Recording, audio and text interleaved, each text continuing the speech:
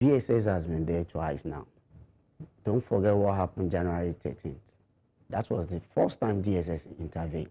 So you cannot just cut it short and start from the middle. You have to start from the grassroots.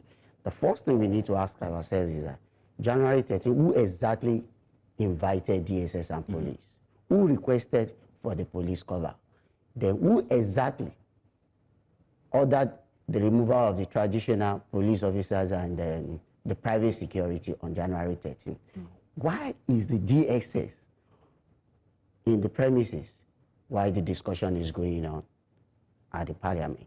These are the questions we need to look into first. We need to diagnose the situation, and then when we resolve that, we can now move to the next stage. Now, let me put it in this way. Can we exonerate Mr. Governor from this crisis? From the intervention of the DSS on January 13th, can we truly exonerate Mr. Governor?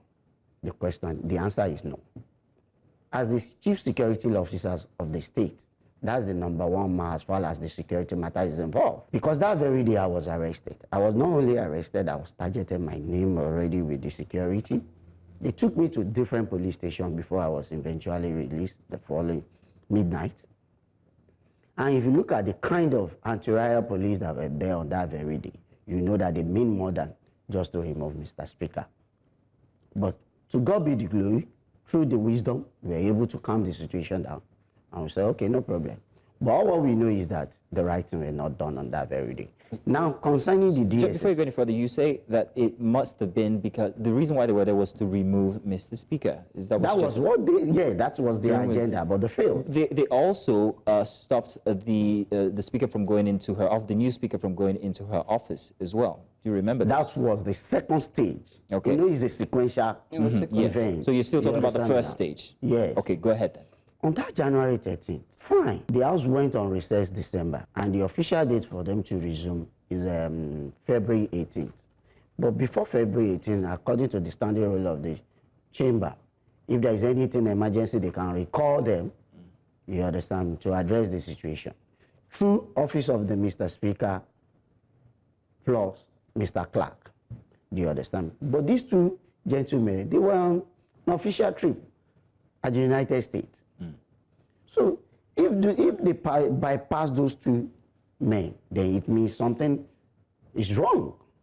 Do you understand? Fine. They were able to carry out their coup, but unfortunately they failed because the symbol of authority that you and I know that it needs to be there, that is mace. The one they used was not the original one. And none of them, ever since we have been talking about that, none of them has ever come out to issue any rejoinder concerning that.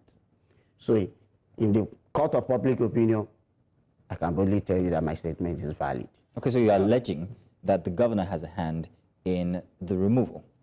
Is that what you're saying? Well, as regards the issue of security, I'm alleging Mr. Governor that Mr. Governor knows about the invasion of the security officers at the DSS on January 13th. Let me rephrase Mazino's question. All right. The claims that there has been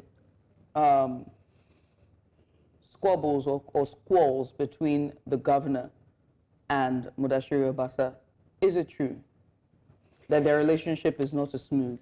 It's only the third party interpreting it as squabble or issue or crisis. It's normal. In politics, it's all about interest. It's all about interest. So you don't think that their interests align? It's not necessarily that their interests must align. And even that is one of the joy of democracy. But if he's the Speaker of the House, and then there's now the governor, in some sense, their interests must align for the good and governance of the people of Lagos State. Yeah. And for one person to do his job as smoothly as possible, the other must have the same interest. Yes. So I have to ask again. The claims that there is not a smooth relationship between the Speaker and the governor, is this true? It's not totally true. So why then do you think that he should not be exonerated? He might not know what happened with the DSS. He might have been sitting at his office and then he's not living up to his expectation. If Mr. Governor truly said that, okay, he doesn't know about the intervention of the DSS and is a police officer on that very day, then That is an impeachment offense. That is an impeachment offense. Because the number one duty of the government is to protect life and property. Okay. Do you understand me now? And you know, the major act of government is that institution. Okay. And if Mr. Governor, as the chief security officer of the state, cannot protect that institution, then they can call for his impeachment. Mr. Adegoke, let's talk about the second coming, Okay. in quote, of the DSS. Okay. The second coming wasn't targeted at Mudashiru Obasa. It was targeted, many say, at Meranda, the new speaker, Mojisola Meranda. Her office was blocked. She was denied entry until after her supporters actually came around, rallied around her, and the DSS finally left, and then she was able to gain entry. What would you say to that then? Well, let me put it in this way. Mr. Speaker has no input in all what transpired on that very day. On the second coming? Yes, he has no input in it. Secondly, as a peace person, he was not even on ground. And you and I knew that ever since the incident happened, Obasa has not really been showing interest in the legislative matter because he's trying to upturn the deed that took place on January 13th through legal means, because this matter is already in court. Thirdly, sir, Meranda is not a legitimate speaker. Before law, she's not. Do you understand? Can you expatiate on that? Yeah, please? let me quickly tell you that. I told you one before. I said the original means was not available on that very day. Secondly, Mr. Speaker, Right Honorable Mudashiru Obasa, his fundamental right was totally abused. If I allege you of anything, I must give you an opportunity to defend yourself. This is common. I don't need to go to law school before I know that, okay, if I said, okay, you committed a social offense, then I must give you the opportunity to come forward and defend yourself. Then if my explanation is not okay enough, on the floor of the House, they can decide his fate, and he's going to accept it. On several occasions, even before today, let me give you background of what transpired. Before that very day, there was a time, I guess 2 or 3 years ago, he told them that if I committed any sin that you guys consider to be unforgivable, instead of saying probably you want to impeach me, approach me, let me defend myself. If my explanation is not genuine enough, let me step down and come back as the member of the House, as a floor member. This is not a big deal. Because any day you step in, you must surely know that it's always going to be a terminal date for you to leave. And he's always preparing himself for that. The genesis is not January 13th. They tried to do that since last Parliament. That was why that 19th, I guess, is it 19 or 20 members of the House were unable to return to that Parliament. They identified the strong men in the House that are supporting Right Honorable Mudashiru Obasa, and they denied them party ticket to return. They have been planning this for a long time. But who are those people? So we will discuss about that later. Before we ask our next question, I need to put it out here that to our viewers that we did extend an invitation to the other party, and that is the Speaker, Meranda, for her party to come in for this invitation, but they declined at last minute to come in to discuss, to have a more roundtable discussion. So just to inform our viewers that we did our due diligence, and if there's one thing for certain, everyone has an invitation to this table, and we make sure to not side or take sides. Now, away from that, you said that Mudashiru Obasa was not aware of the moves that was being made behind his back, and you were saying that his impeachment or his removal as Speaker was illegal, Yes. and it was without his own notice. Yes. So it begs this question about his leadership then. Okay. If you're saying that he was not aware and this was a hostile takeover, and in all of this the governor is culpable, then can we speak on his leadership? Well, on his leadership style, there is, among all the types of leadership style we have in the world, none of them is perfect. None of them, absolutely none. I want you to take that.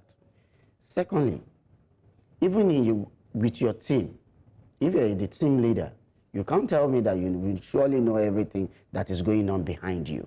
That is human being for you. Most especially when something is attached to it. I mean, when material things is being attached to it. You know, we have some kind of leaders. We can simply call them transactional leaders. That before they do something, they ask for something. And once they are able to get that thing, what they will do is that they will execute whatever you ask them to do. Do you understand me? That is what some politicians decide to call themselves. They are transactional leaders. Now, as regard his leadership style, to the best of my knowledge, believe me, is doing fantastically well. Because for somebody to be approximately 10 years as a speaker, believe me, is not a joke. And most especially, a state like Lagos State that we can regard as a mini country is not an easy job. In addition to that, this is a state with largest economy, the biggest economy so far in Africa. In Nigeria. In Nigeria, but let's say at state level, Lagos State is far, far ahead of others within Africa. But let me be honest with you, this cannot happen without strong intervention of the leadership at the state level. Again, we're doing this thing, and when I ask you, you tell me there's nothing. Yes, I never said there is nothing. I said the third party interpreted it beyond what is exactly going on. In politics, not all the time that our interests will align. At some point, we are going to have different interests. But the most important is to look for the point of equilibrium. We will look for a way to rearrange interests and bring them together. Can the equilibrium be federal might? No, not at all. Would the federal might interfere? Interfere at what level? Is the federal might interfering? At what level? You know what I'm asking? I don't know. That's why I'm asking you. All right. Now, we already know who is the godfather of Lagos State. And when it comes to politics in and of itself, everybody, whether it's on your mandate, you shall stand. That is a song that you have chanted at both Lagos State level assembly and at the state level. I have chanted it on your mandate. I stand on your own mandate as well, if you decide to join politics. On the mandate of renewed hope. Yes. And on the mandate of renewed hope. Yes. Because we saw the letter of the House to the president. Stating what? We've had reports that Mudashiru Obasa was seeking to go see President Tinubu. And we know his interest in Lagos State, which is his home state.